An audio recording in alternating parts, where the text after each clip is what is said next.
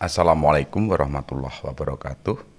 Salam budaya, salam rahayu, salam waras. Sedulurku sekalian, selamat bertemu kembali dengan saya Kang Jenggo di channel Tenggarnesia.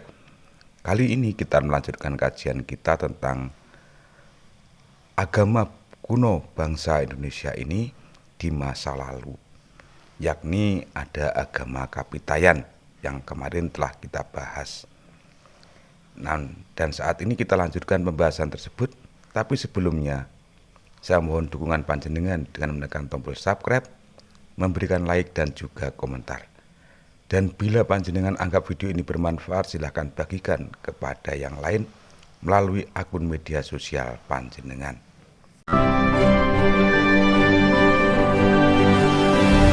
Condro Mohan Kartiko Haneksen.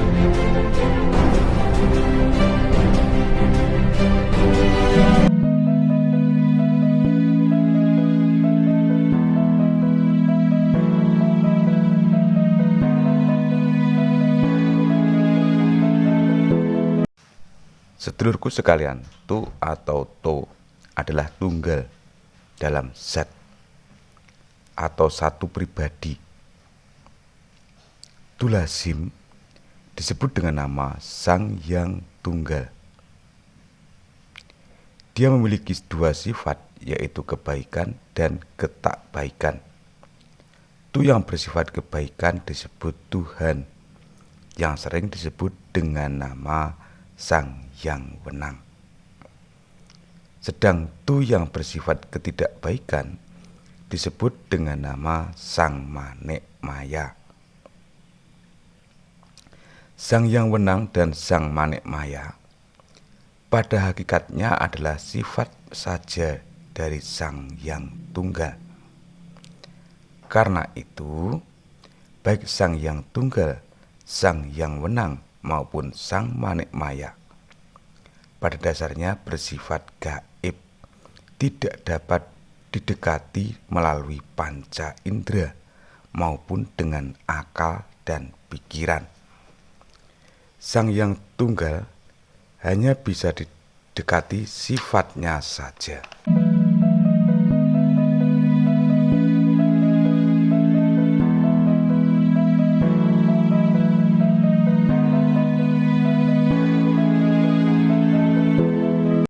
Oleh karena Sang Yang Tunggal dengan dua sifat utama itu bersifat gaib, untuk memujanya dibutuhkan sarana-sarana yang bisa didekati dengan panca indera dan alam pikiran manusia.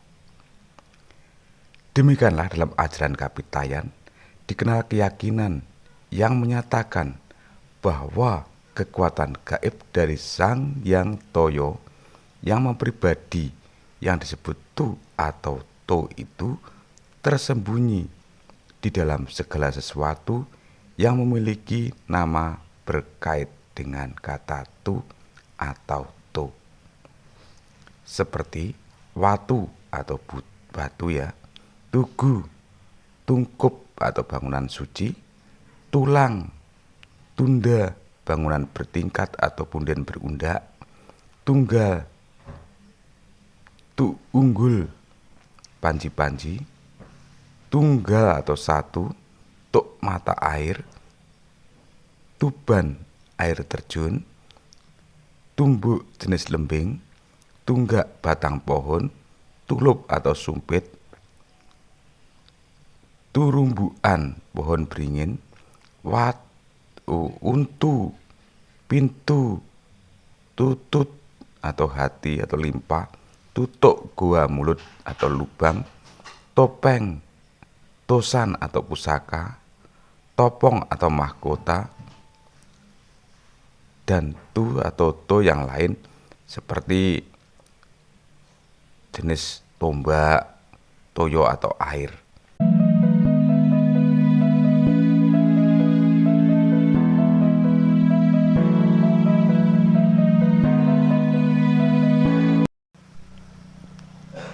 Dalam rangka melakukan puja bakti kepada Sang Yang Tunggal, penganut Kapitayan menyediakan sesaji berupa tumpeng atau tumpi atau kue dari tepung ya, tumbu keranjang persegi dari anyaman bambu untuk tempat bunga, tuak atau arak, tukung sejenis ayam untuk dipersembahkan kepada Sang Hyang Tunggal yang daya gaibnya tersembunyi pada segala sesuatu yang diyakini memiliki kekuatan gaib, seperti tungkup, tunda, watu, tugu, tunggak, tuk, tuban, turumbuan, tutuk.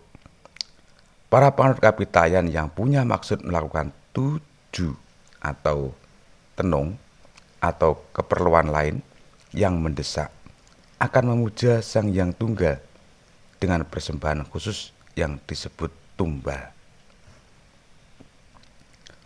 Berbeda dengan pemujaan terhadap Sang Hyang Tunggal yang dilakukan masyarakat awam dengan persembahan sesaji-sesaji di tempat-tempat keramat untuk beribadah menyembah Sang Hyang Toyo. Amalia yang lazim dijalankan para rohaniawan kapitayan berlangsung di suatu tempat bernama Sanggar, yaitu bangunan persegi 4 beratap tumpang dengan tutuk lubang atau ceruk di dinding sebagai lambang kehampaan atau Sang Hyang Toyo atau Sang Hyang Taya. Dalam bersembahyang menyembah Sang Hyang Taya di Sanggar itu, para rohaniawan kapitayan mengikuti aturan tertentu. Mula-mula sang rohaniawan yang sembahyang melakukan tulajeng atau berdiri tegak menghadap tutuk atau lubang ceruk tadi, dengan kedua tangan diangkat ke atas, menghadirkan Sang Hyang Taya di dalam tutut atau hati. Setelah merasa Sang Hyang Taya bersemayam di hati, kedua tangan diturunkan dan didekapkan di dada tepat pada hati. Posisi ini disebut swadikep atau memegang keakuan diri pribadi. Proses tulajeng dilakukan dalam tempo relatif lama. Setelah tulajeng selesai, sembahyang dilanjutkan dengan posisi tungkul membungkuk, memandang ke bawah, yang juga dilakukan dalam tempo relatif lama. Lalu dilanjutkan lagi dengan posisi tulumpok atau bersimpuh dengan kedua tumit diduduki. Yang terakhir dilakukan posisi tondem atau bersujud seperti bayi dalam perut ibunya.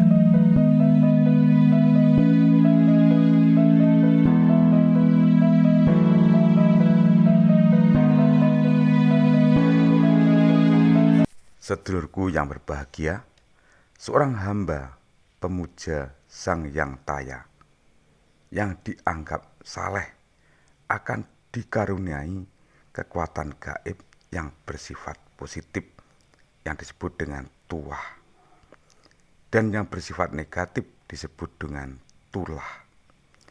Mereka yang sudah dikaruniai tuah dan tulah, itulah yang dianggap berhak menjadi pemimpin masyarakat mereka, digelari sebutan ratu atau datu. Dalam keyakinan kapitayan, para ratu atau datu yang sudah dikaruniai tuah dan tulah, gerak-gerik kehidupan akan ditandai dengan pi, yakni kekuatan rahasia dari Sang Hyang Taya yang bersembunyi. Itu sebabnya ratu atau datu menyebut diri dengan kata ganti diri Pinakahulun.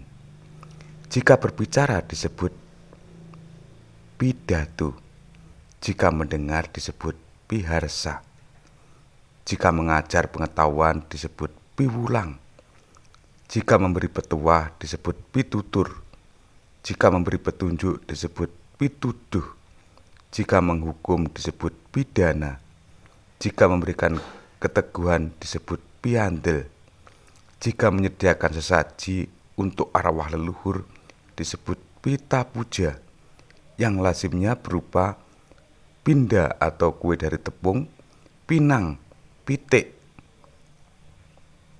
Sedulurku yang berbahagia, kiranya demikian dulu apa yang bisa saya sampaikan terkait keyakinan agama bangsa kita atau bangsa Nusantara ini dengan agama Kapitayan. Ternyata mereka juga percaya akan adanya keesaan Tuhan atau Tuhan yang Maha Esa, Tuhan yang Maha Tunggal. Ada kurang dan ada lebih, saya mohon maaf yang sebesar-besarnya. Triring ungkapan ono rino, ono opo, ono awan, ono pangan. Salam budaya, salam rahayu, salam waras.